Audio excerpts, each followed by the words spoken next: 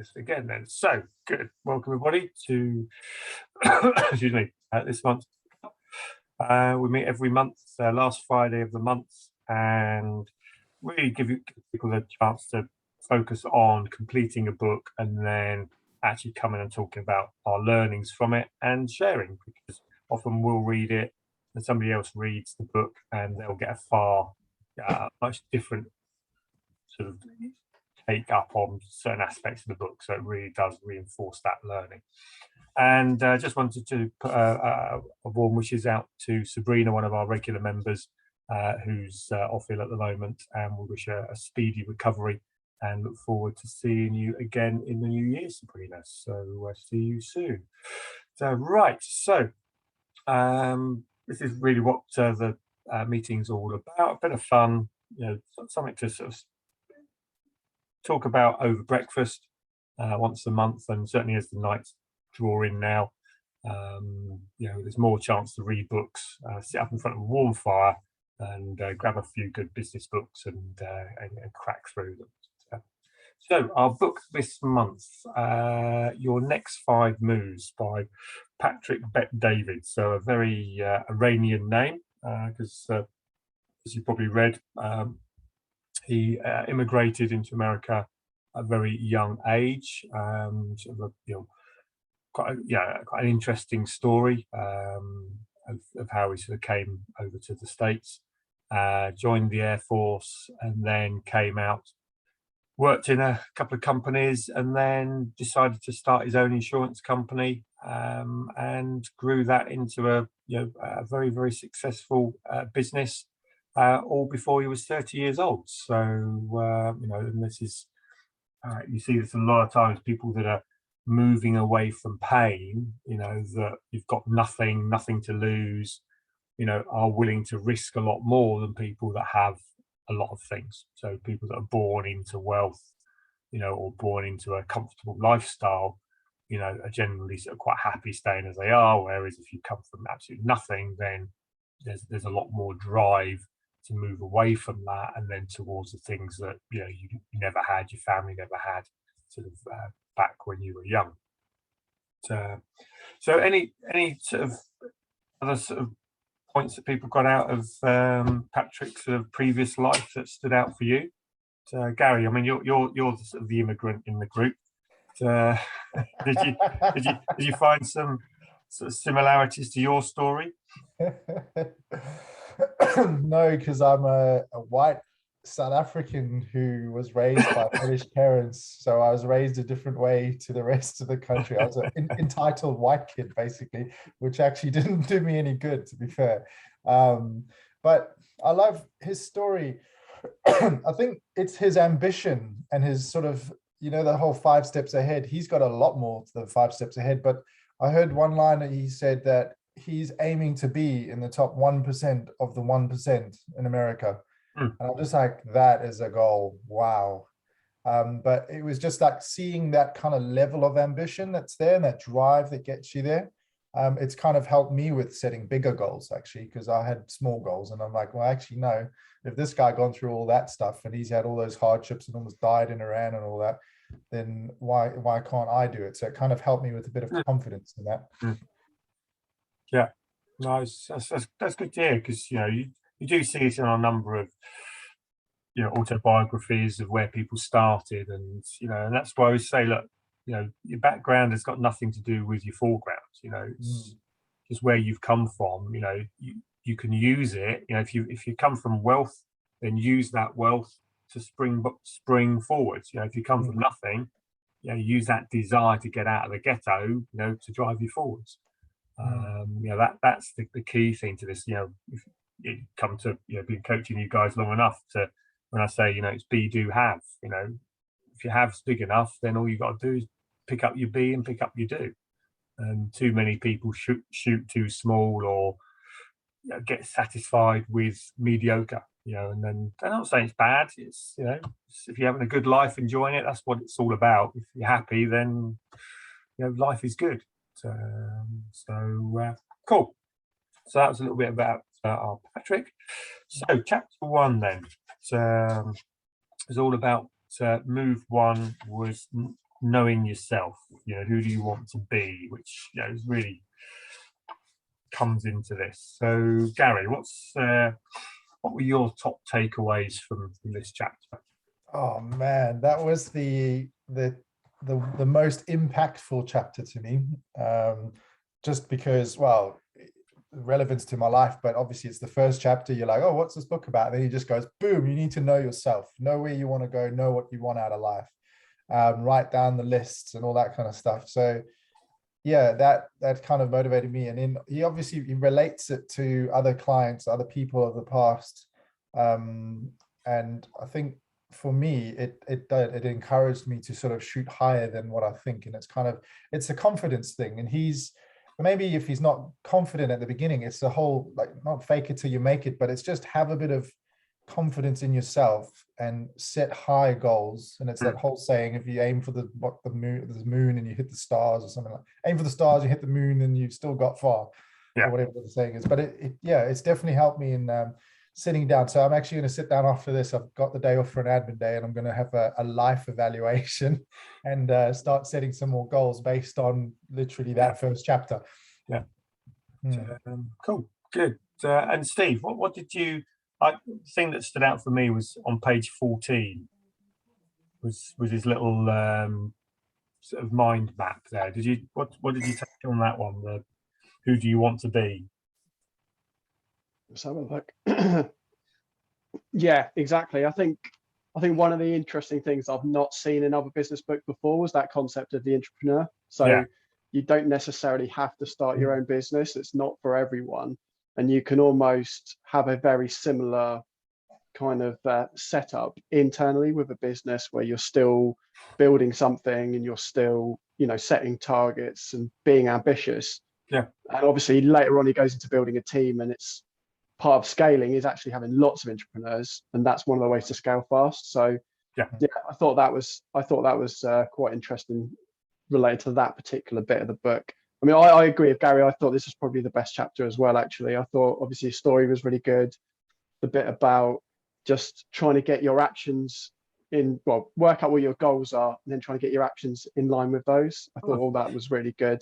Yeah. Another bit, obviously, that I liked was when he was talking about his, he said I think he's got enough haters to fill a stadium or something, and he was talking about his school guidance counselor. He went back to give a speech, and she thought he was there to be in the audience. He was actually giving the speech, so I thought that was quite funny as well. So yeah, I thought it was a good chapter.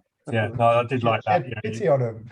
She's like, oh, I felt really bad for you and really sorry for you. And then the next thing, he's the guest speaker, and he just sort of looked at her, and he didn't even need to really say anything.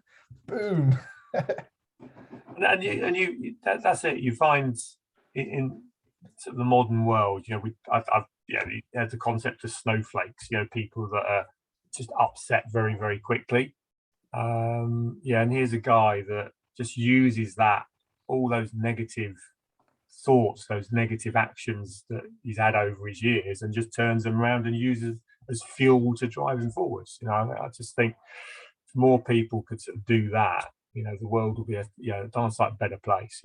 Stop all the whinging and moaning and just bloody well, okay, fine, we'll use it and get on and drive yourself forwards. An example. I did love that little graph. I think your route to success can come from any means. Solopreneur.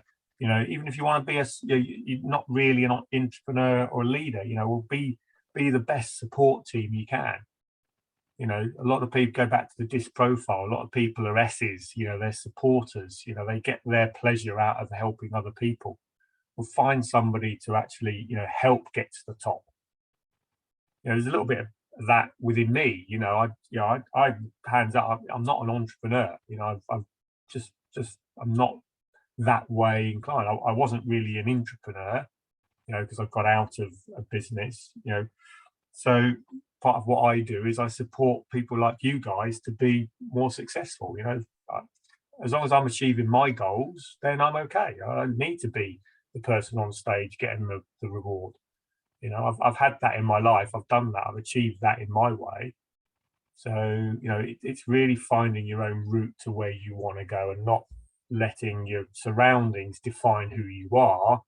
You know, it's actually saying like, this is who I'm going to be, and create the surroundings to help you achieve that. So I just think there's a real lot of power in that for many people that really should sort of, you know, really read that, and probably read, as Gary did, read it 2 or 3 times to really understand it.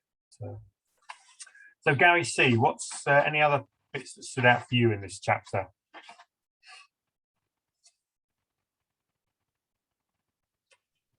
I think Gary's covered it really. Like you say, he's come from a a varied background sort of thing, and made a good success for himself.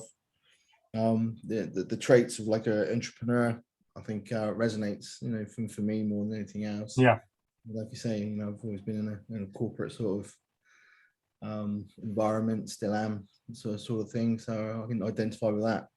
But yeah, no, it was quite interesting, this little picture of his heroes. yeah. I did find that a bit weird. but as you go through the book, it makes sense. Yeah. Especially with Marcus Aurelius and the Stoic ideals that he goes through. So it's quite clever. Yeah. No, I think it was. So that picture of that painting, I was just imagine that sort of on my wall, and it would just, I think that would just creep me out. And then Tupac Shakur as well. Yeah, it's a real bizarre mix of people, wasn't it? And Senna sort of, lurking in the background. But that's the thing, he's looked at these people and found something in them that, his character is a little bit of each of those, and I think it's really good that he's actually put some thought into it, and again, he's trying to be more like somebody. Be times do equals have. The more you work on your be, and the more you can visualize who I'm trying to be like, then the more success that you're gonna achieve. So, what's Andy? What did you read the book, or because you're? I listened to it on Audible. Okay, so I can't, because some of the bits were said because I listened to it and then read it as well. So, but who's Dan? Did you read or listen? Yeah, I read it. Okay. And page 30 then, what did you get out of the 4 areas that drive you?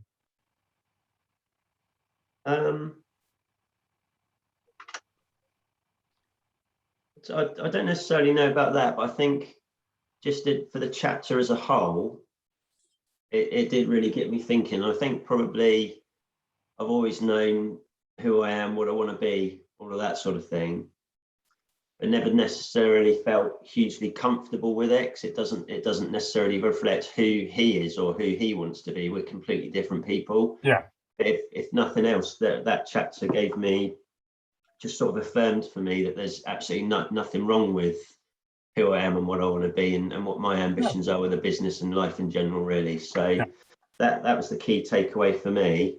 I think he's not that I'm not driven, but he's just a maniac. He's off the scale, An absolute lunatic. And I think to work for him would just be a bloody nightmare. It would be relentless. I'm sure obviously he makes people better people. I couldn't work for him, but obviously it works for him and his business. So we're completely different people, but it has really massively reaffirmed for me exactly where I want to take my business and how I want to do it. Yeah. I had something similar with, obviously when I joined Action Coach, and obviously we've got Brad as our, the founder, the figurehead. And there's elements, and I admire him massively, but bloody hell, I couldn't work for him. He'd drive me up the wall. Do I want to be like him? No. I just, there's elements in there, but I think that's the key thing, and that's really, go back to his little sort of war room. He's not trying to be like any one of those people. He's found, he's looking at little bits of each one that he finds affinity to. I think that's the key, is being clear who you want to be, not trying to be like somebody else. Find a few people and take little bits of each of those, and then make your own path, but be really clear what that path is and where it's taking you. So page 30 was those that sort of listened to it. He talked about, I've got it on the screen there, advancement, So we're driven by, do we want to better ourselves? And I would say that's the personal growth. So that's the neocortex driving us forwards. Is it the individuality, that I want to be different to other people? Is it lifestyle, recognition, security, which would be a little bit about the relationship, the limbic system? Is it about madness? Power, control, so that would be the reptilian brain kicking in there. Or is it the high level purpose, the spirituality, which I would also say is a little bit of the neocortex there. Is it a bigger picture? And it doesn't matter which one of those it is, and sometimes I think we go through phases, when we start a business, there's a bit of madness involved in there, and then there's a bit of individuality. For me, it's always been about advancement, about, just pushing myself to that next level and wanting to be a little bit better than I was before. That's where I get the enjoyment in life. Or, sometimes it's a bigger purpose that we are trying to help other people. And he brings that quite nicely on the next page into Maslow's hierarchy of needs, survival, status, freedom, purpose. So, those are the inbuilt drivers of us as humans. So I really like that side of it. So, and then as you've all said, the intrapreneur and entrepreneur, that you don't have to do this through being an entrepreneur and taking all the risks and starting things from scratch. You can be really successful within business. And I think working with as many business owners as I am and I have, I don't think there's any one of them that wouldn't love a team of entrepreneurs. That's what we crave. We just want somebody to come in and treat the business as their own, and help drive the bloody thing forwards. It's but a lot of people are sort of almost put off with, they're the boss and I can't challenge the boss, and but because I always talk about team alignment, of getting the team's goals in alignment with the person, with the business goals. So if you can do that, I know Steve, you've had this challenge, where you are, that sometimes those goals aren't fully aligned, and it becomes frustrating then for the people working in the organization. And if we don't deal with that, then we're going to lose that good talent. So as business owners, we've got to create the environment where they can come up, but also, if we are coming up in an organization, we've got to be able to see that we can leave our mark and achieve what we want to achieve. So it's, I think that's, there's a lot of power in that first chapter for sure. So, good. Any other final points before we move on?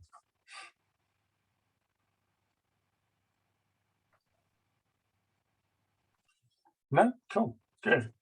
So chapter 2 then, or chapter 2 because there's number of chapters, but mastery 2. Master the ability of reason. So where should we start here? So Dan, what came out of this section for you? That my way of running a business is probably not quite as methodical as this. I can kind of imagine him having a procedure handbook that he turns to every time he needs to make a decision. Yeah. I mean, yeah, there's a lot of what he said is put in here. It makes a lot of sense. Just in terms of almost a formulaic way of going about it. Yeah, I mean, personally, there's no harm in trying these sort of methods, I guess. I've always been more a bit of a seat of the pants type decision maker when it comes to problem solving, that sort of thing. Yeah, there's no harm in going to use these sort of methodologies. I probably need to turn to the book to try it out, but by the time I've read through the chapter again, and I would need to have made a decision by then. I like what I agree with what he's saying about, if there's a problem, then it's your responsibility. Don't try and pass it on. Yeah. That doesn't help the business at all. is that's always the case. If you're a business owner, the buck does stop, as they say, with you, and there's no getting away from it. So yeah, was it the ITR formula? Yeah. Yeah, it was page 64, 65. Quite a useful tool. And you know, especially when it comes to with a new marketing executive in the business and all that sort of thing, and looking at new ideas with her, that could be especially useful, I think. So yeah. You know, what return we're looking for, what's it going to cost us, what does good look like, that sort of thing. That's a good way of mapping that out, I think. Yeah, I think that's a good one. You know, certainly to teach all of your probably your sort of senior managers, and say, look, you know, nothing's off the table here. You know, if you see something that you think is going to enhance the business, then please, you know, bring it to the table. But before you bring it to the table, go through the ITR. You know, make sure you've ITR'd it. You know, make sure we know how much you want to invest, what time is it going to save us, or what money is going to make us, and what's the return. So yeah, I think that's a really simple 3-step process that you can say that to anyone and say, go through that and then bring that to the table, rather than just poo-poo ideas or, you know, that are existing, or come with ideas that just you haven't thought through. So no, I like that a lot. So and yeah, is take responsibility for everything, you know, very much is above the line. You know, ownership, accountability, responsibility. You know, whatever happens, you know, there's no point in making excuses or denying it. You've just got to sort of, you know, say, okay, my bag, and get on with it. You know, you're the one that can solve it. I think another useful. Clive, sorry, I didn't see you there, Clive. Yeah, no, I found it really difficult to log on. It just kept on going around in circles. But anyway, but yeah, another useful comment there that I thought was useful was keep asking why until you get to the root of the problem. So, you know, not all the time, but I think that questioning attitude, why has that happened, or why has that happened, and then eventually, you know, you get to the root of the problem. So I thought that was quite a useful thing to remember. Yeah, no, like that. I think that was good. The asking why.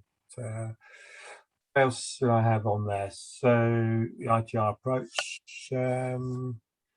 So Gary C, what did you make of the Solve X worksheet?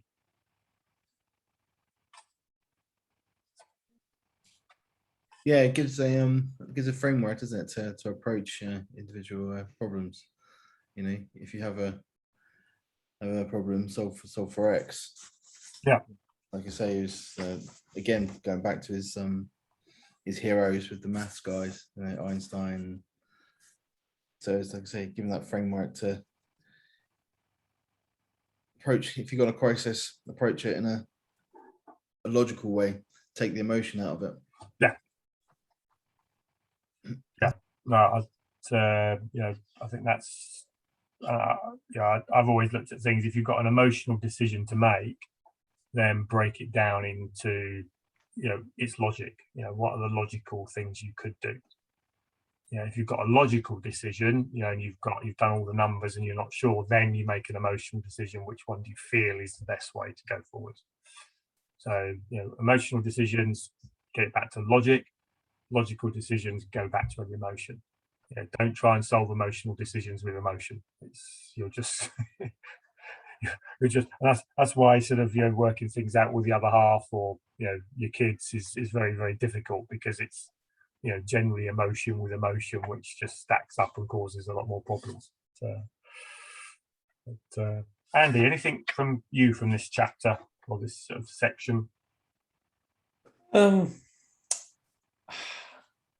Yeah, it's some useful tools, and yeah, like you say, it did put me in mind of sort of the above the line, below the line thing. He gave some quite extreme examples of, you know, where you might be thinking, you know, really, this is somebody else's fault, not mine. You know, but he always brought it back to, well, you know, I shouldn't have let myself get into that situation. And yeah, obviously that's far more constructive, because then you start thinking about how you can stop it from happening again. Yeah, some of the Solve for X stuff is kind of, so I mean, some of it I felt probably sort of, maybe sort of a lot of it comes sort of naturally to me, but whether the actual worksheet might be handy, I'm not sure. Yeah, I mean, you're a pretty logical, processy sort of person, aren't you? So I think you're wired that way anyway. So it's just reinforcement of you doing it the right way. And I did like page 69 was 8 traits of a great processor. You know, ask loads of questions. You know, that's what, as you said, keep asking why. But the number 2 was they don't care about being right or wrong. You know, this is the big thing, is get the ego out. Many of us, we start arguing because we're trying to see what's right and wrong. And you know, we haven't got any. Have we got any anti-vaxxers on the call? But that's what I find with anti-vaxxers is, you know, they're just asking questions that prove that they're right. You know, they're looking for things to reinforce the fact that they're right, rather than looking at the balanced approach and going, yeah, okay, well, I've taken all these things on board, and say if you choose to not take it, that's fine. Yeah, it's your choice. So you know, it's that, you know, once you believe in something, then it can be very difficult to hold that judgment, which is why later in the book he says you always need counsel. You need somebody to actually talk you through and say, look, is this wise? Is there another approach for it? But as I said, you know, often you end up arguing with an idiot, so you know, best not to. So you know, don't make excuses. They like to be challenged. You know, I think that's a key thing there. You know, curious, prevent problems. You know, negotiate. You know, and looking for the root of the problem rather than just a quick fix and moving on. So I think that's, you know, there's some really good things in there to sort of find affinity to. The last one I got on there was page 83, which was the, you know, when you hit problems, then you've either got to look at this as that I'm either on a fence and driving forwards, or this is a defensive time. So as we went into COVID, you know, as we went into COVID, it was very much, right, these are defensive strategies we're implementing now. So for a lot of people, they felt like we're going backwards. You know, oh, that's bad, we're going backwards. You know, we're sales are down, you know, we're losing people. You know, that's not the game here. You know, if you look at a football game, you know, and I think he uses a lot of American football stuff. You know, sometimes you've got to go into a defensive strategy, and that's the right strategy for that time. But what you can't then do is maintain defensive strategies all the time. You know, you've got to then be looking for the opportunities and looking for, right, when do I get my strikers back on the pitch? You know, when do I get my goal scorers out there?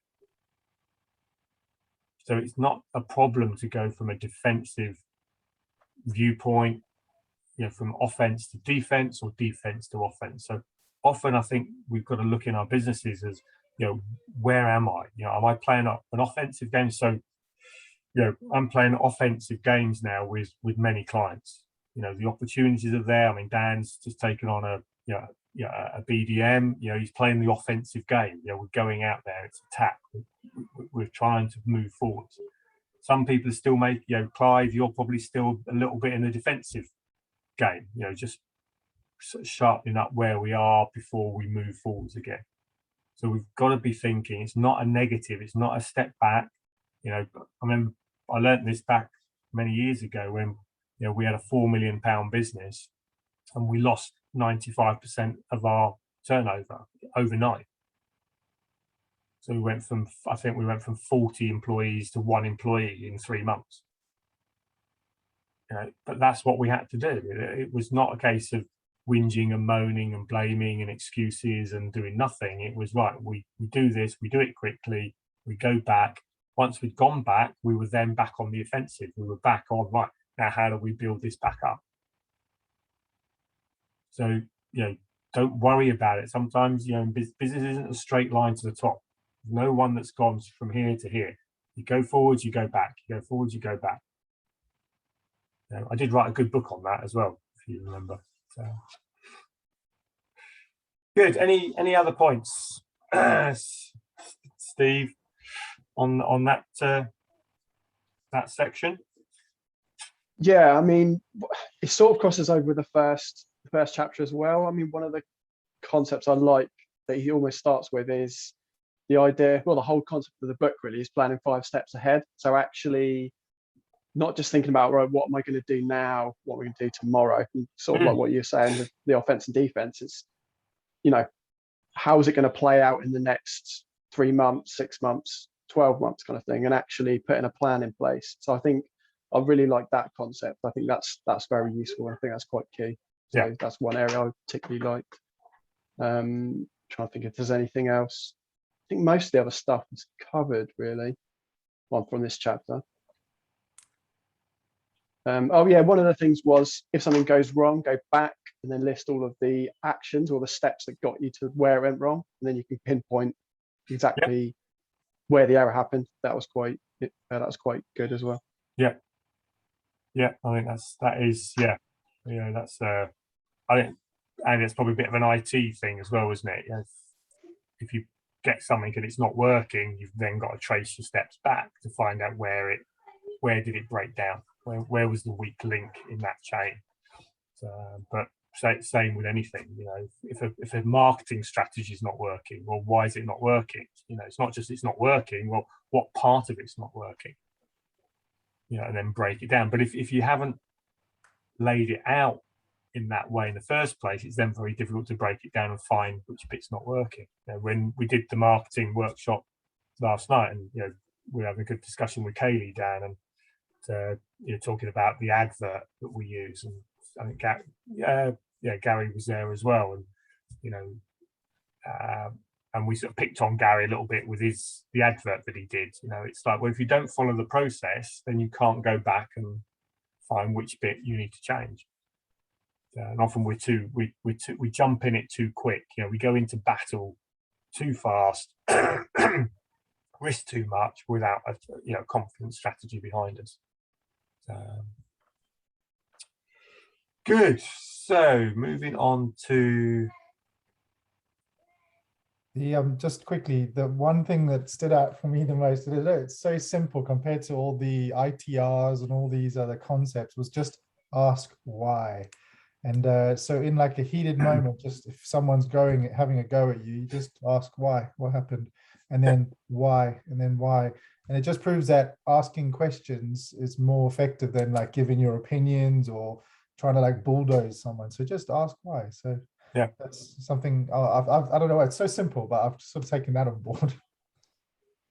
Very good. Yeah, just get to the root of the problem, and often in an area of conflict. Imagine you've got an irate customer or an irate employee. Somebody's come to you that's fuming. In their head, something bad has happened.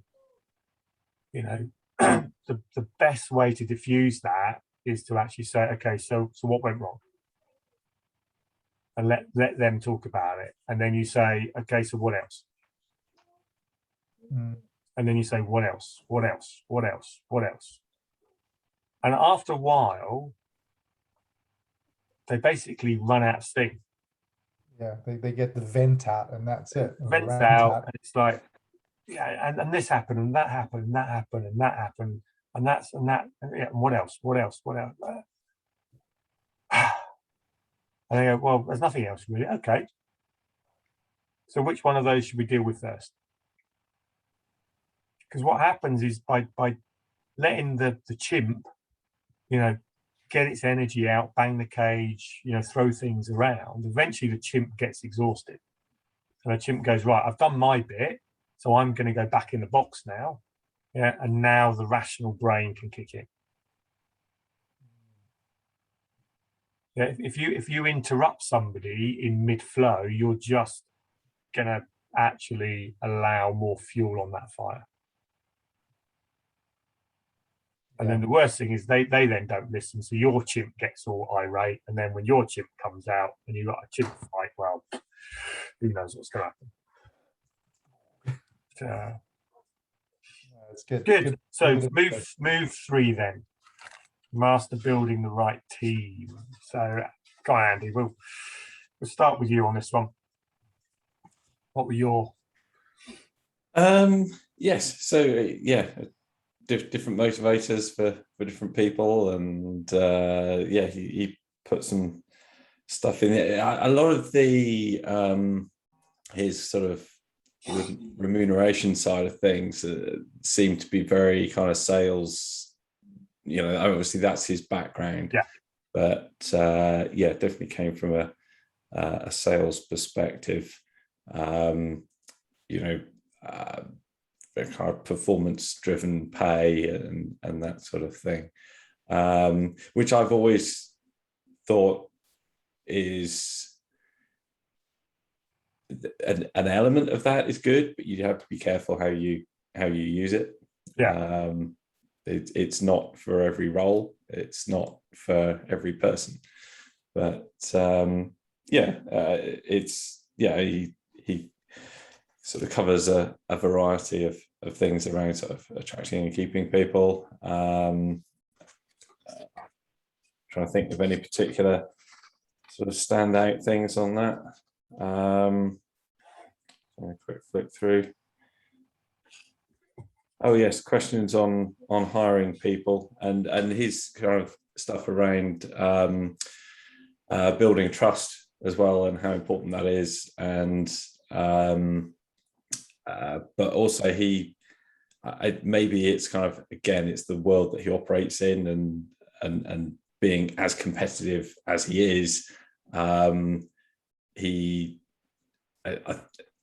it feels like he maybe well, he has had people screw him over basically, and he's, you know, he's kind of learned from that, and kind of this sort of framework for building trust with people. You know, I think it maybe depends a little bit on, you know, what sort of business you're in and what world you're playing in, as to, you know, how you set that bar, as it were. Yeah, I'm sure in some areas there's a lot more of that kind of cut and thrust than in others. He talks about was it, I forget what he calls it, principles-based culture. Yeah. So that's, you know, very well aligned to, you know, we've kind of gone through identifying our values within the business, and that's something that we kind of reinforce regularly. So yeah, what he had to say on that felt quite aligned with the sorts of things that we're doing, and kind of, yeah, that kind of being a non-negotiable. So compromised on that, and essentially using your principles and values as your your guiding light to help you make decisions and not go down the wrong path, even if there might be some short-term rewards for it. Yeah.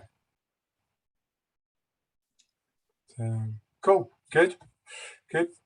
Clive, what about you? Anything stood out? Yeah, I think Andy's sort of summarised it pretty well there. I think he, you know, recognising outstanding people, employees with outstanding performance that want to really invest in the business and can progress. And as we mentioned earlier, you know, you're looking for those intrapreneurs and you know, trying to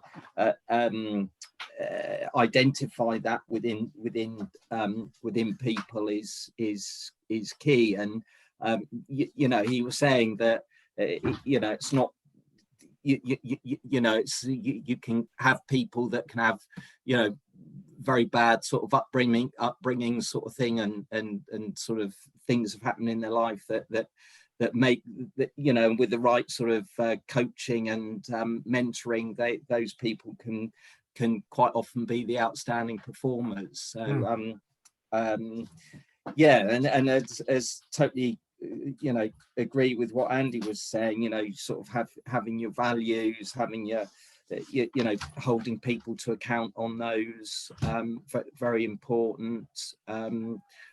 You know, holding people to account.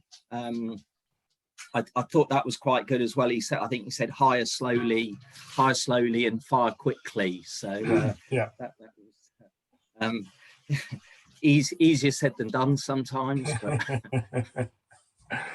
But yeah, I think you know, the point you made about making sure that when you hire, you hire well. You know, you take all your steps to ensure you know the people you're hiring as far as you can, and get the right people on board.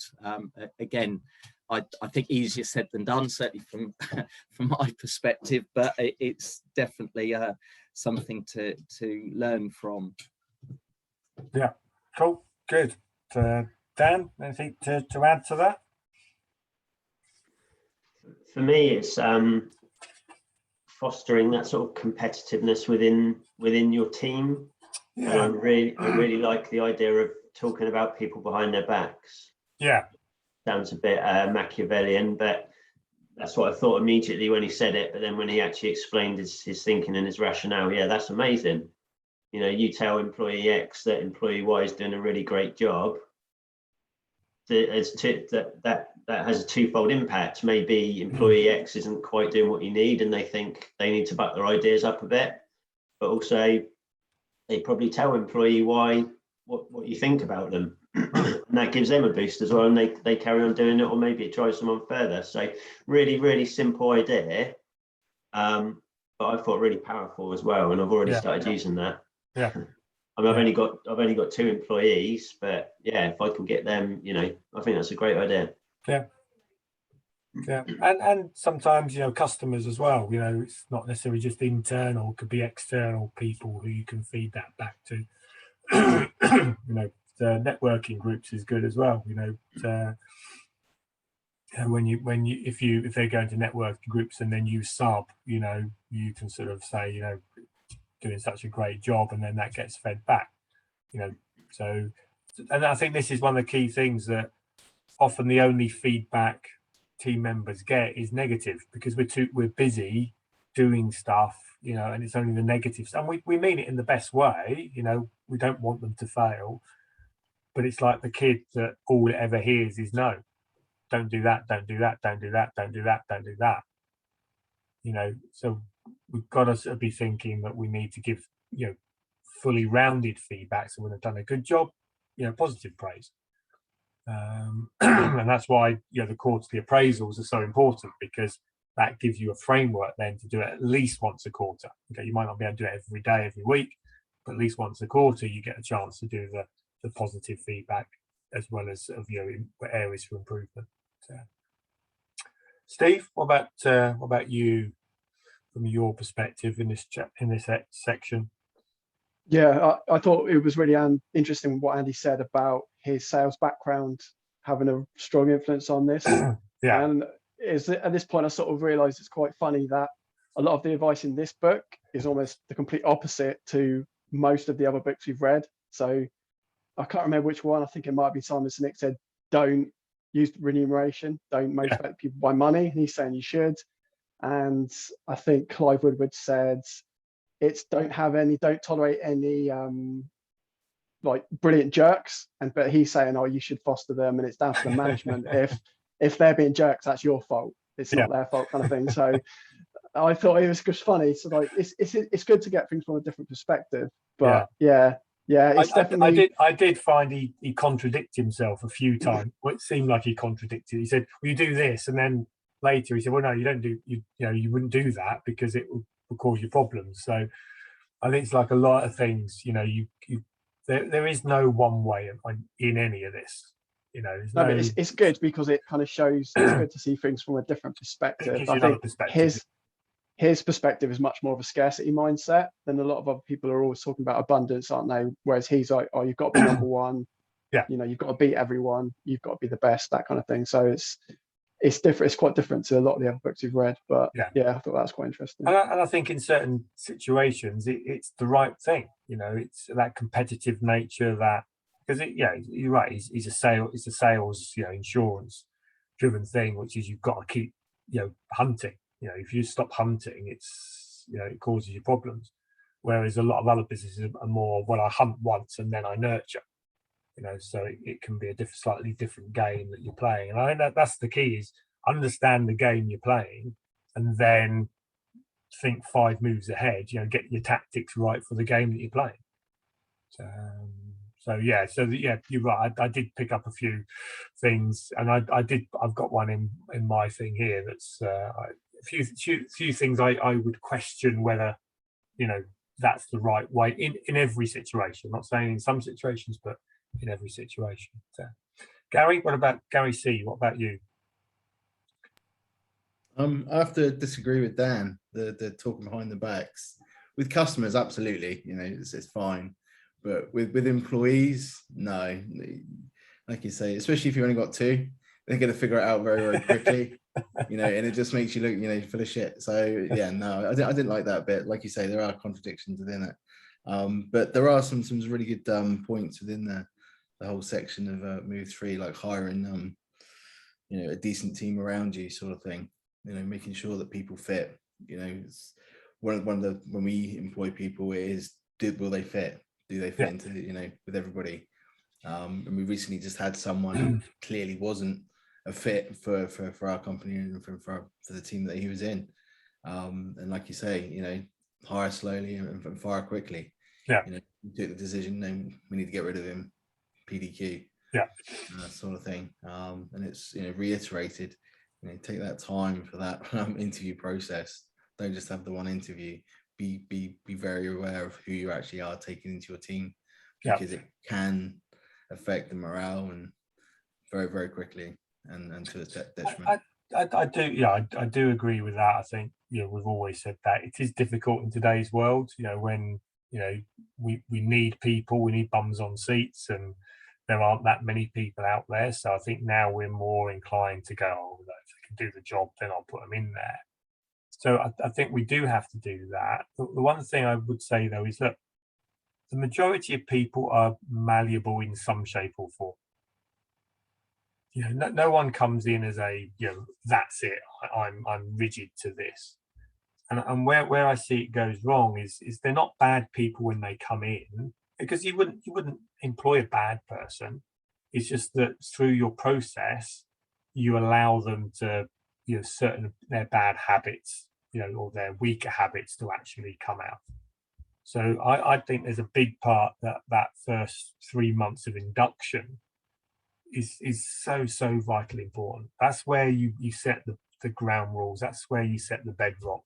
And if they make it past 3 months, then if they don't make it after that, then you do have to look in the mirror and say, well, what is it about me or my process, not me, but my process that isn't enabling them to perform in their best possible way.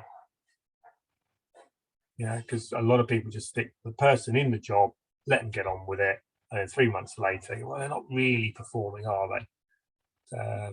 Well, have you really given them the best chance of success in those first 3 months? That's what really we talk with Dan about with Kaylee is, sometimes you do have to micromanage them in those early days, because you want to instill the good habits rather than allow other habits to sort of fill in. Gary, any final points from you? Those are my top ones that I got out of the book. Yeah. What about you? I like I love the fact that he's so sales orientated. Just blew me away. He's a beast. He's an absolute monster, and I loved that. That kind of encouraged me a lot. I don't know why, I just enjoyed it. So it's made me realize that I need to learn sales because I'm crap at it, And if I want to go into contract maintenance, I think we've mentioned before that I like yesterday in that marketing thing, I'm aiming in my 90 days or 6 months actually to get an accreditation, to have a guarantee in place and to advertise as a fully insured workmanship. That's something within the next few months, but a personal growth is to learn sales and to be positive. Because I remember I got feedback from Ranjit, another network friend. He said, you're very good at talking yourself down. And I was like, that was a bit of a cut to the heart, but it's something I knew as soon as he said it. I was like, yeah, I've been told that before. So it's helped me. And I know that sales and positivity things are things I need to learn on myself, like personal growth. But I love the fact about this whole intrapreneur and the fact that you can reward them with shares, and like the different types of people like different kinds of rewards. So person A might like to just be publicly praised for his achievements, or person B might like to just have a nice big Christmas bonus, or person C might actually like to have shares in the company. And I think the whole when you said, we'd all love an entrepreneur, I'm like, yes, I need one of those. So I want to get an entrepreneur, and then if they do really well, I'm going to be like, I'm going to give you X amount of % of the company and make them feel like they're in the company, they are a part of the company. And I think that for a lot of people is a good motivator to just keep them stuck in, like, sort of grounded. Because I know people, there's like that turnover now about every 2 or 3 years that people get in a job, they do it for 2 or 3 years and they bugger off to the next one. And there's no sort of loyalty in that. But I think if you actually give them a share in the company, then they're like, it's almost like they're hooked and they can't go. So I've kept that's at the back of my mind. So when I do employ someone, in the next few months, I'd say, I'm going to keep that in mind and use that as like a bit of a dangle the carrot thing in the interview stages to just sort of hopefully keep them interested and keep them just sort of motivated to stay. That was definitely that was the one bit, and you can see I put there with the question marks that the way he talks about it, and America is slightly different to the UK, in the way it works, but be very careful with this one, because when you read the book, it's like, we'll just hand shares in your company out to people, and if you give people shares, they will respond by actually being more loyal and work harder. Okay, that is complete bollocks. I think a big difference is the size of the business as well. So giving out shares in Google is a huge difference compared to giving out shares in your 5-man small, SMB business. Giving shares out in a publicly traded company where when they leave, it's easy to buy them back, and they still have a small share percentage and control over your business. But the key thing, that you didn't cover, but he sort of does cover, but didn't reinforce this part with it, was, giving people shares does not make them perform at a high level. Okay, if they're not performing at a high level, do not reward them with shares. Find the entrepreneur, the real entrepreneur, who's doing it because they love doing it, not because the shares will incentivize them to do it. Does that make sense?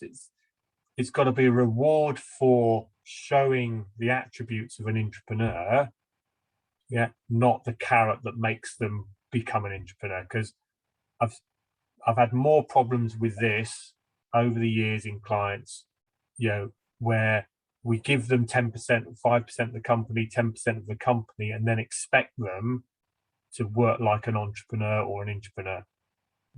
Just giving somebody the share certificate does not change who they are, how they work, etc. And if it does, you'll get it for about a month or so of excitement, and then they'll go back to the level that they were before. Okay, so this is why we want entrepreneurs to show their excitement, their drive, their determination to really help the business go forwards. And then you can say, well, look, to keep you, because I love this. This is what I want. This is fantastic. To keep you, then potentially think about giving some shares. Yeah, it's almost like reward them for what they've done It's a reward rather than for- for giving them for the future. Don't expect giving them shares will make them think and act like you. It won't. Yeah. And actually what can happen is they then start to think, well, I'm an owner of the business now. And then they just start acting like a complete twat. I think it's also quite difficult to, you know, what are the, you can get an entrepreneur, but you may have 2 or 3 people that are very, you know, look like they could well progress and be, you know, directors in the business. And then what set of criteria do you apply to giving those shares, and what proportion of the shares, and what happens to the people that you don't give the shares to that are also good performers? So, you know, there's definitely a question of you know, if you like, fairness on giving away, you know, giving away shares, I think. And then don't forget, shares are only have any meaning when there is a share value of the company. You know, when you can value, because otherwise just do a profit share. You know, if the company makes X amount of profit, there's 5-10% that can go back to the team. That's what Andy and IT Dev did. You know, can I share what percentage of the profits the team got last year? Yeah. So IT Dev gave 100% of the profits to the team last year. There's a reason for that. There was a reason for it. Do you want to explain the reason, Andy? Yeah, I can explain the reason. So kind of, well, we do our salary reviews in April, and obviously, April 2020 was a bit of an interesting time when nobody really knew exactly what was on the horizon, and we were all just going into lockdown, and so we thought, well, we better not do, you know, we better not be raising salaries at this point, because we really don't know what we can afford. So instead of raising salaries, we basically took our profit share scheme and said, well, sorry guys, because we just don't know, we're going to keep salaries as they are, but any profit we make this year, you guys can have it all. So we did that instead, and then this year we've gone back to our normal profit share scheme, which is 20%, not 100%. And profits were down on where they were, so it was, you know, it was a bigger chunk of a smaller pie, you know. But they weren't 5 times down, so no. people did quite well out of it. But still, yeah, because, you know, loyalty was really important in your sector, you know, keeping people on board. And that's why I say it doesn't have to be share ownership. You know, it can still be a very generous bonus based on the profitability of the business. Okay, so just that was the only thing I wanted to get across there, because it's easy. Oh yeah, I've got to give shares now to everybody. No, you know, really got to consider who and how and why you give shares as a company, because once you've given them, then you're in issues with trying to get them back.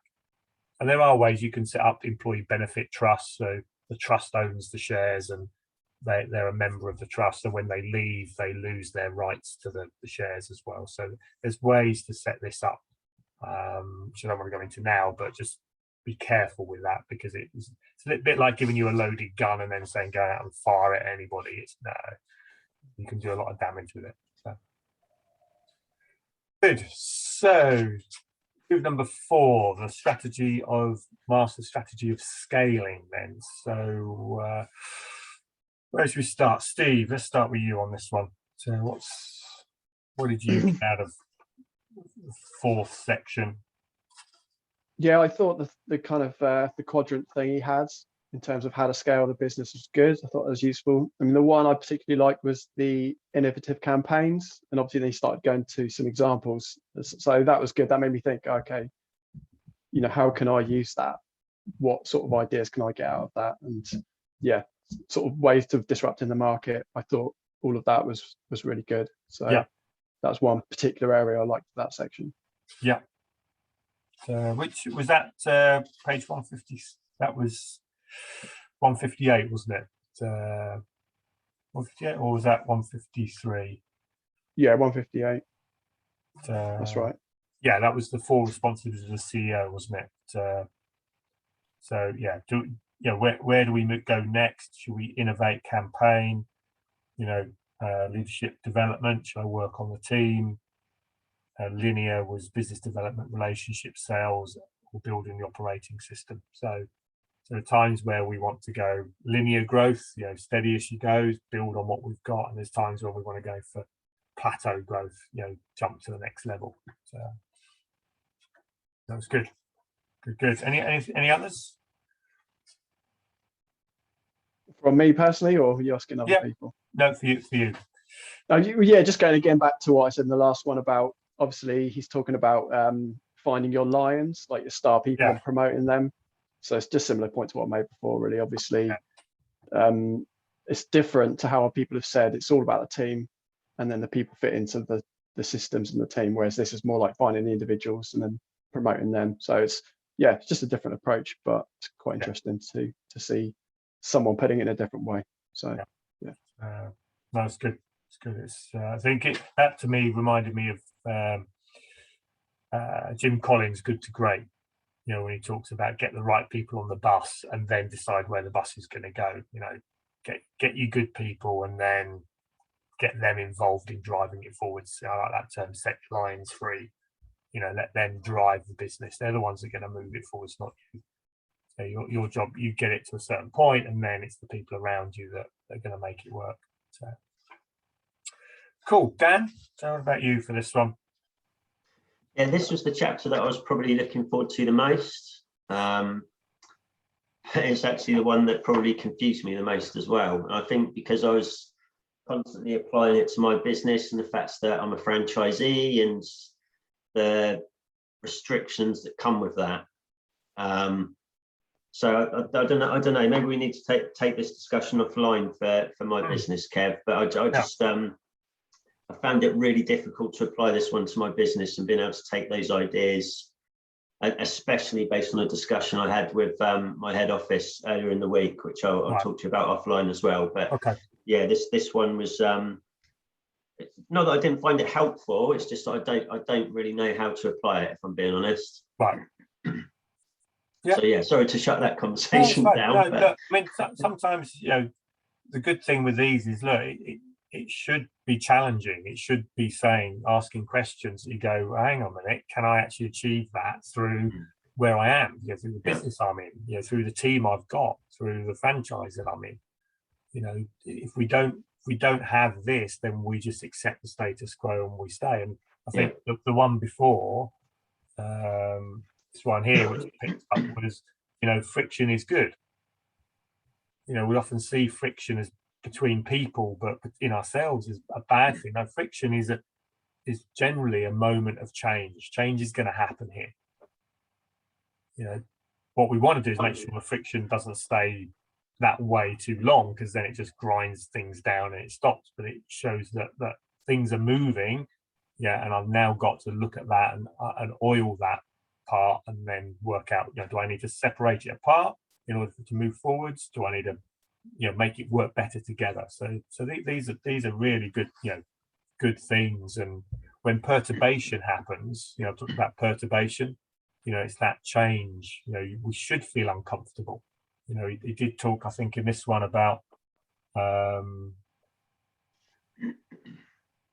within here is stay paranoid.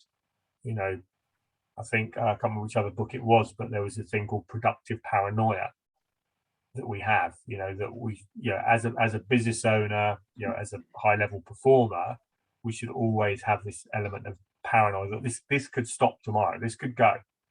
So what am I doing in order to actually change that?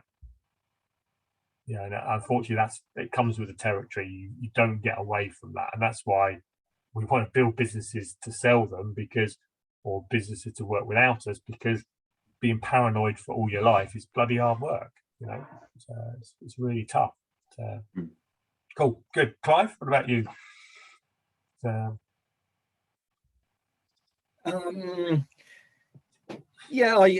sort of again, some useful, useful sort of nuggets of information there, especially in terms of looking after your staff, getting to know them, being sincere, trying to understand their goals and their purpose, and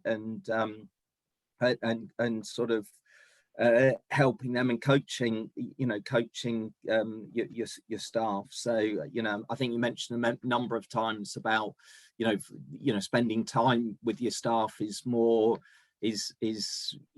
more valuable than giving them giving them extra money or shares to a certain pay sort of thing. So and I think he mentioned in terms of the leaders, in terms of growing the business, how important it is for the leadership, to get those people, the leadership development progressed, look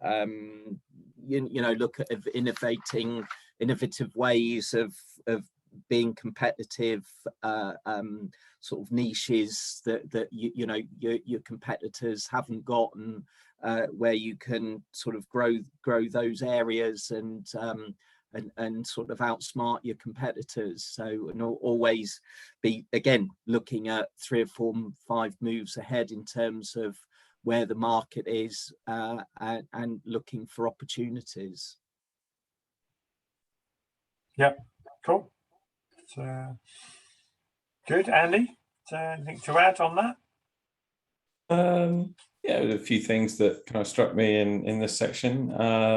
This sort of both exponential and linear growth was something that I'd not really thought about before, and then I realised, that's what we have been doing for quite a long time. But I just never not really thought about it in that way. I know personally, I'm never happy unless there is that kind of exponential growth project going on. But you've got to keep the linear stuff going at the same time as well, because the exponential stuff is always a bit risky, and it might not actually come to anything. Then there was there's stuff about reducing timescales as much as possible, kind of efficiency and compressing timescales to be really fast at everything, which is an interesting one. Interesting to sort of go around and look at processes and say, how could that be faster? I feel that's something we already do in terms of efficiency, but actually being fast and being efficient are they're subtly different. And I do wonder whether maybe there are some areas where we could actually go back and say, well, actually, could it be beneficial to actually be slightly less efficient but much faster on in some particular areas? He talks about sort of the data tracking, the sort of the Moneyball side of things, the analysis. Got some interesting examples in there, and certainly you've helped us kind of identify useful KPIs and get those in place over the years, and that's kind of something that we continue to refine. So it's quite interesting to hear his perspective on it. And then totally agree with you on the paranoia thing. Yes, it's never ending, isn't it? But, there we go.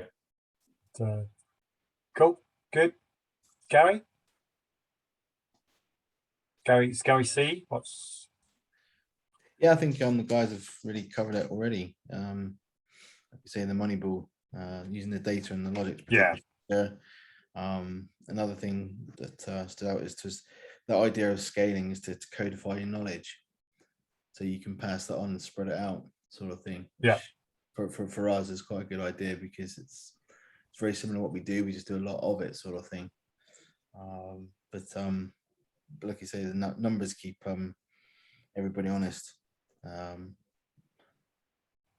think there was an example on the page 200, I think, wasn't it? Sold for X, and I think he went through where, you know, the guys, yeah, I'm doing brilliant, and then we actually look into it and said, well, you know, if you are, you know, closing 50% of your sales calls, then you should be doing double your numbers.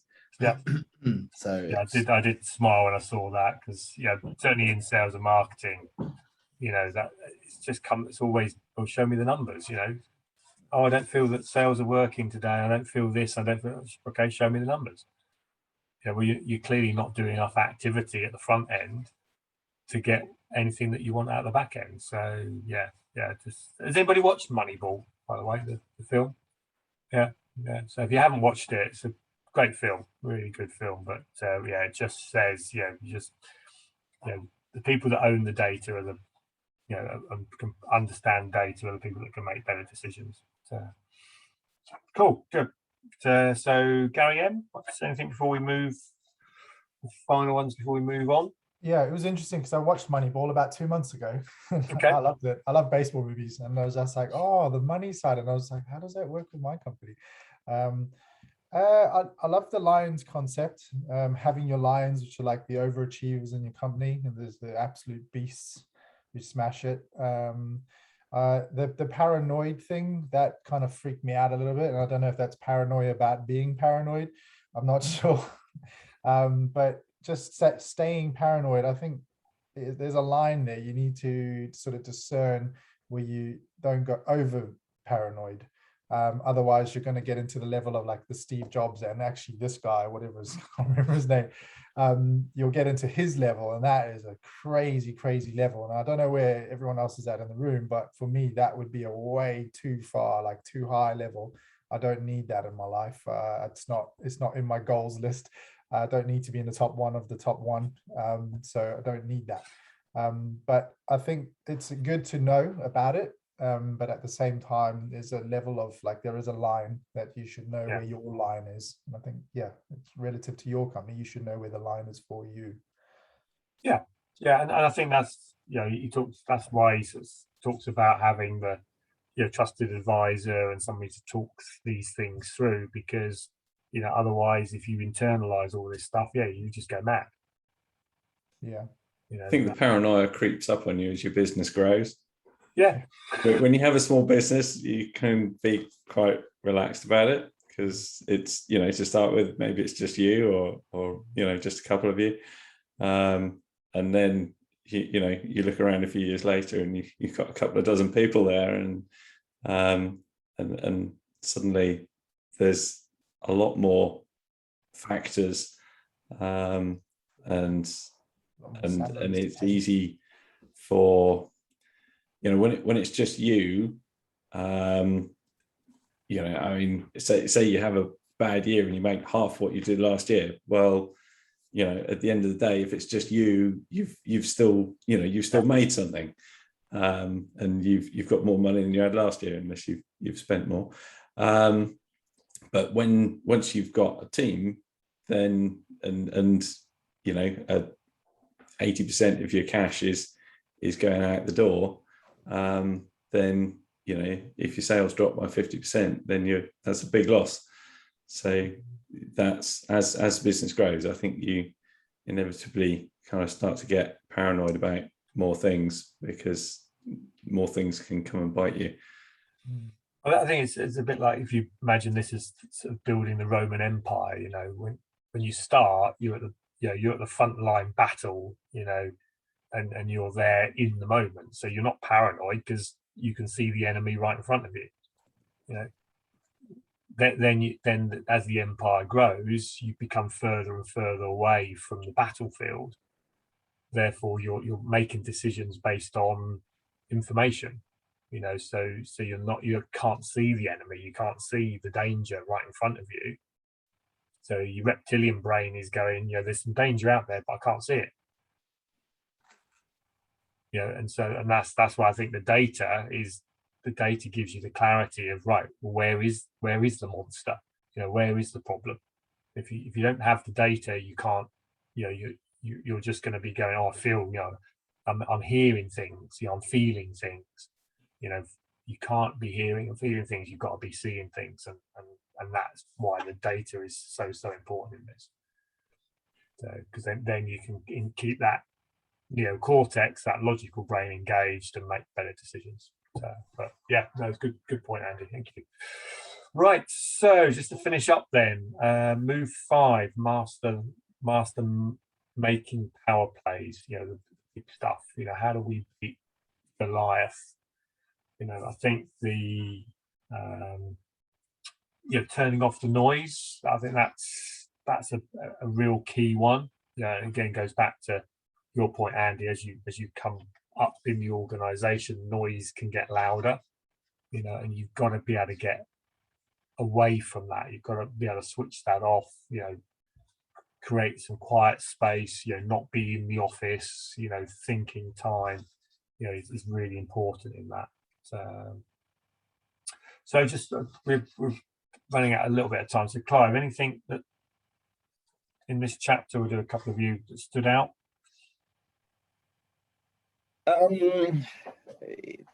You know, beating the Goliath, again, that sort of can be very, very daunting. I think, as Gary said, you know, you don't necessarily, you know, trying to go up against the really big boys in your business, you know, it's not necessarily something that you want to do. But I think there, you know, it does actually, you know, make you think, well, actually, you know, if we've got a niche, we've got a product that other people haven't got, you know, we've got sort of the agility, and you know, it really does make you think that you know, you can go up against the big boys and compete with them and take a considerable, you know, potentially considerable market share from them,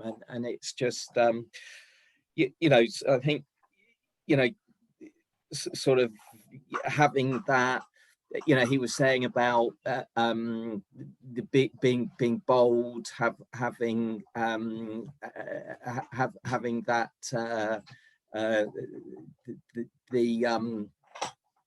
that, you know, having the vision, but having the you know, the confidence to go up against them and challenge them, and you can do it, you know, and that sort of, you know, made me think, well, yeah, you know, if we plan things out rightly, and, you know, and I think the other thing that was used, he mentioned about working with partners again. So if you've got partners in the industry that you think you can you can work together with, and 2 or 3 people can come together and take on the bigger the bigger players, as it were. Yep. So yeah, no, some very interesting, yeah, very interesting sort of ideas, and yeah, that really made me kind of think about where we are and potentially what we can do and what we can achieve. Yeah, so cool, good. And Steve, what did you get out of chapter 14 then, studying mobsters?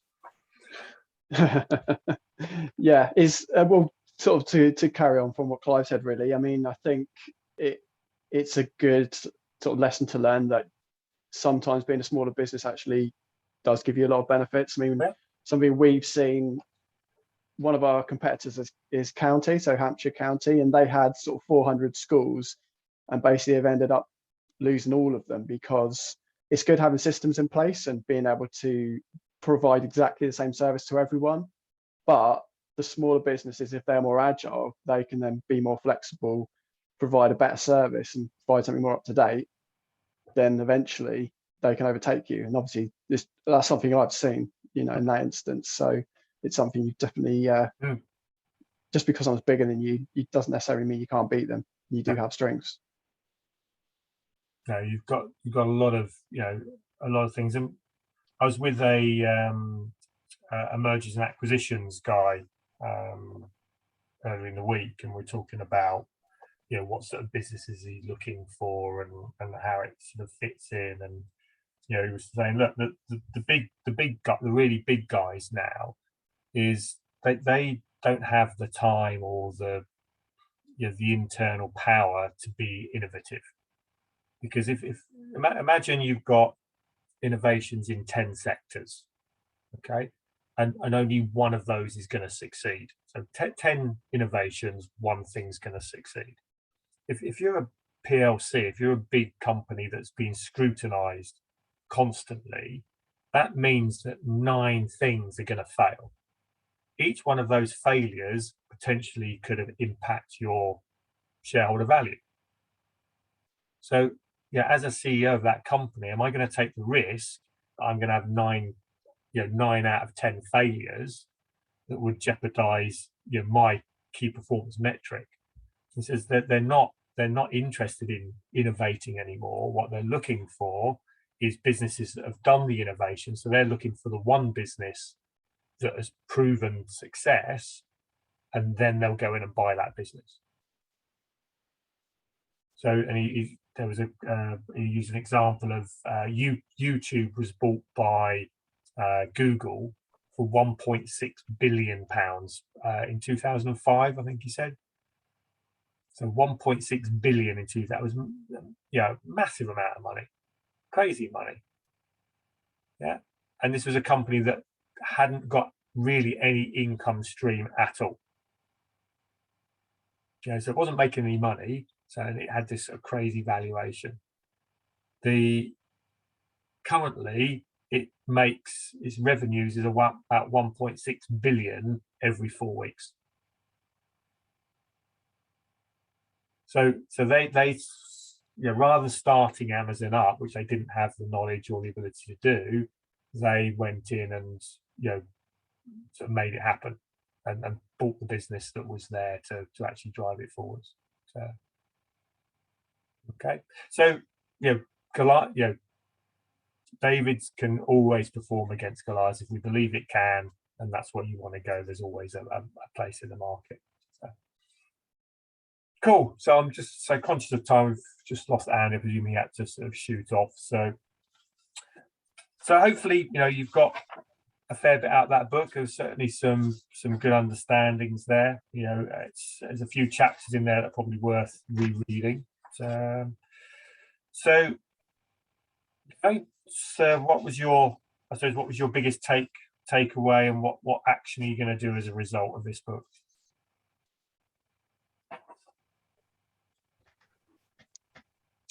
Oh, start with Gary C in my top left.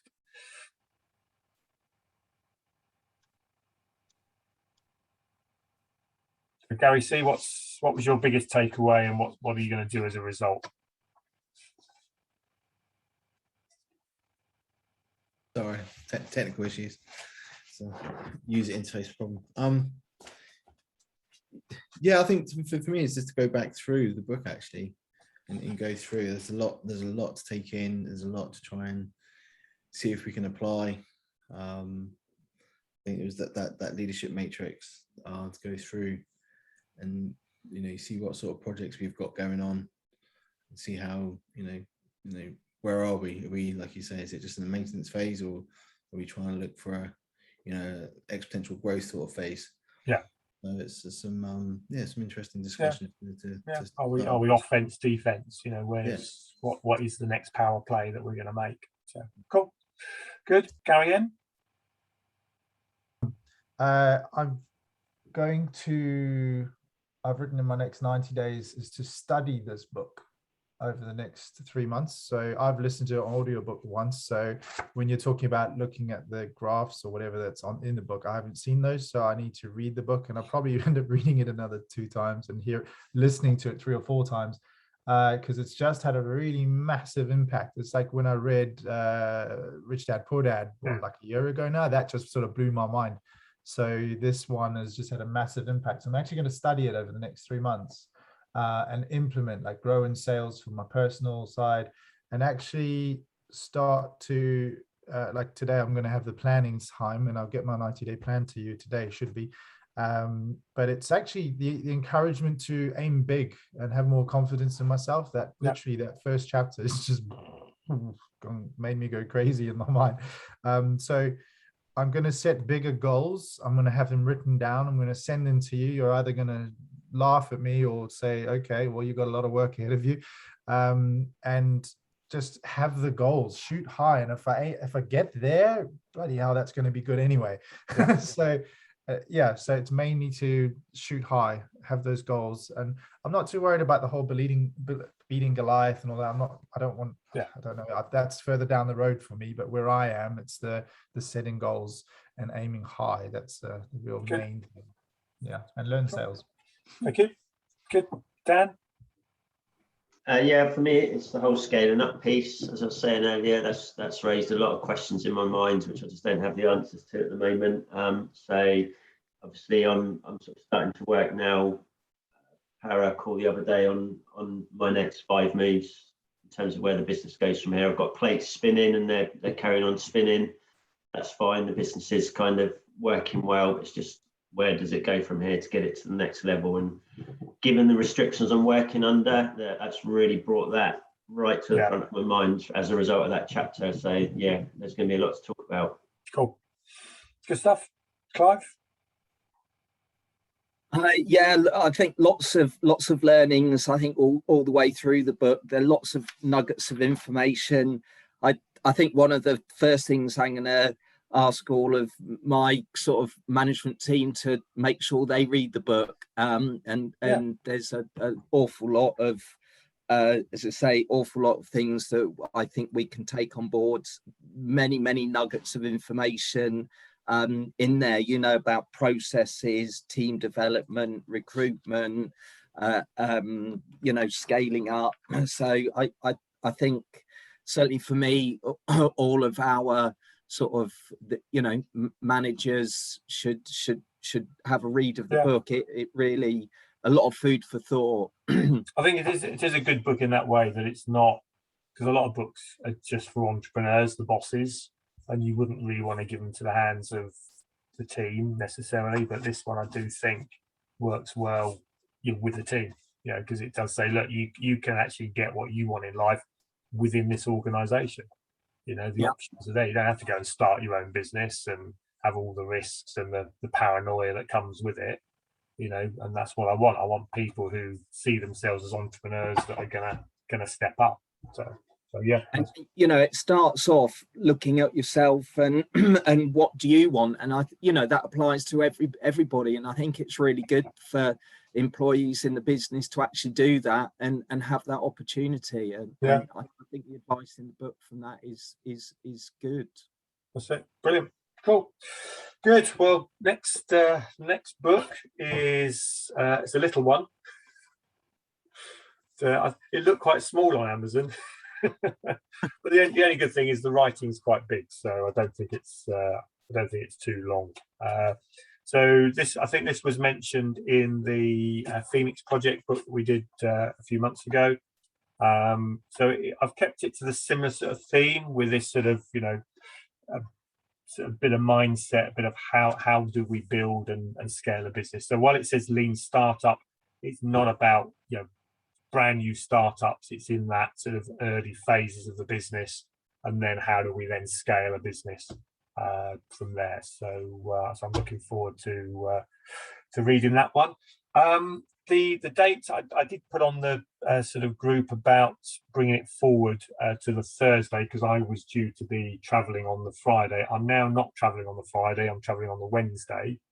So I just thought we can either put it to the 26th. Obviously, we won't have one on the 25th of December, because I'm sure you've got better things to do than come to book club. So what I was going to say to you, do you want to do it, keep it to 26th, or should I move it back to a week and put it into December so that we can close that? So we'll do one, this will be the last one of the year, and then we'll do one probably sort of end of January, and I'll get a nice meaty one for you to read over Christmas and into the new year. So looking at the size of the book, Kev, I think it might be best to give us another week. Another week. Okay. I don't know what everyone else thinks, but that would be agree. my take on that. Okay, I'll give you a little bit longer then, and find a time in December. I know Bruce and Andy was struggling with the Thursday anyway, so I think that will help them to move it back a little bit. So okay, I will confirm that date on the email on Monday. So I'll put that in there so you can see the date, and then you can. So I'm assuming you'll want to do that. So I'll get the books out to you. We've got your new home address, Dan. So Clive, you're all okay for the next book? So yeah. okay. So I'll book you all onto that, and then we'll see you in a month and a bit's time. So great to have you on. Enjoy the rest of your day, and I'll have a super weekend when it comes. Thanks, Take care. Kevin. Have fun on the links. Bye. Cheers.